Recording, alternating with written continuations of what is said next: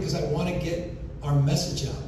I want everyone to tell the story of the Biden administration. I mean, when you can lay claim to the most significant economic policy since FDR and the most significant infrastructure strategy since Eisenhower, now we're in rarefied territory.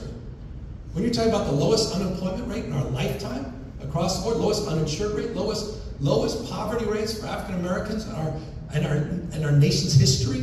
Fact, interesting fact. More business startups in the last 3 years than any other 3-year period in American history.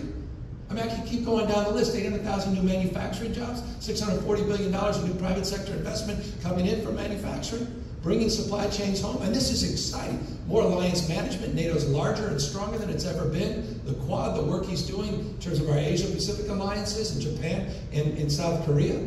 It's been extraordinary. There's a lot of stress. I get it. There are a lot of challenges out there. But who do you want at the helm? Someone who can't control himself? Who's, I would argue, more dangerous and extreme? Or someone with the kind of wisdom and temperance and capacity to have already delivered, but is committed to delivering so much more. So I'm here in that light and that stead, but I'm also here because I think it's so important that you're here and that the Biden administration wants to be here for the nation's first primary on February 3rd.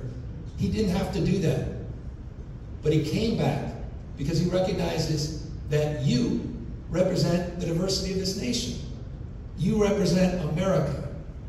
And that's why he thinks it should be the first in the nation primary to truly represent the people he wants to represent in this country. And he's not taking you, any of us, for granted. And I think that's special as well. So when I got the call a couple days ago, I said, I am in. Where are you sending me? They said, South Carolina. I said, hallelujah. It's amazing. And I'm honored to be out here, and I can't wait for what you do and achieve on February 3rd, because this campaign just kicked off. It just kicked off last night. And I'm glad your former governor is still in this race, because I think it's now 2 against 1. Poor Trump's getting hit on both sides now. It's fantastic. I hope Haley stays in the whole time. 3,362 books were banned last year in the United States. And look which books were banned. Books on the LGBTQ community and African American community. These guys don't screw around. This election is profound and consequential.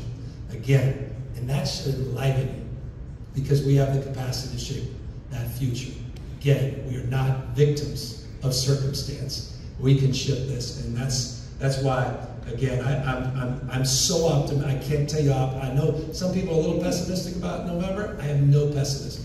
You have the most damaged candidate in Donald Trump in my lifetime running for president, who literally is going on campaign stops to the courthouse.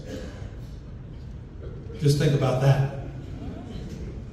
Versus an American president incumbent who's coming out here at church, listening, two-way conversations, and delivering on his promises. So again, I think it's going to be a glorious day here on February 3rd. It's going to be a more glorious day in November. And I think in the United States, don't fall into any negativity. The best is yet to come in the United States of America, and you are a huge part of that. Those 3 questions, you guys